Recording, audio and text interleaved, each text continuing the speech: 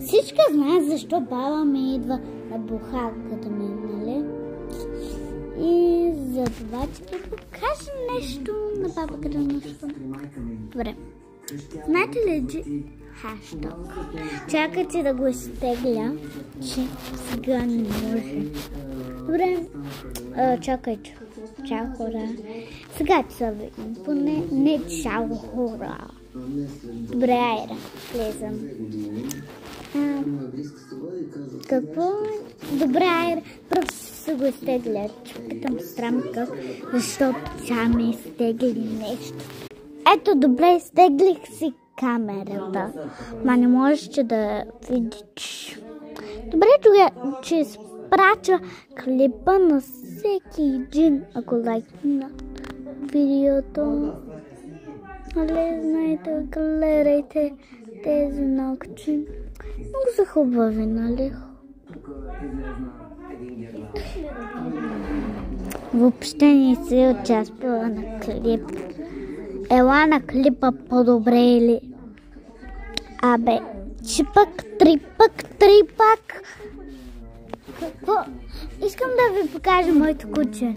По-добре не е моето, но моята братовчетка го купи за нея, но ми е дава да се стоя с него.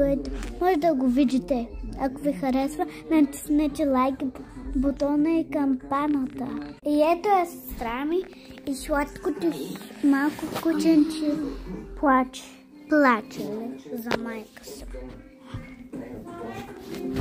Даже не е на 30. Даже не е на месец още, пък го дава. Не знам. Може да видим сладко. Сега че дор. И ето сладкото ми бебенче, само че спи. Плаче за майка си, за новата хора. В момента го е страх и трябва да го оставим на спокойствие. Плаче за майка си, защото много и липсва. Майка не се наскочи върху братовчетка ми, кина да я би майка й. Защо го направи това? Също да я върна. Ма защо чак прави това?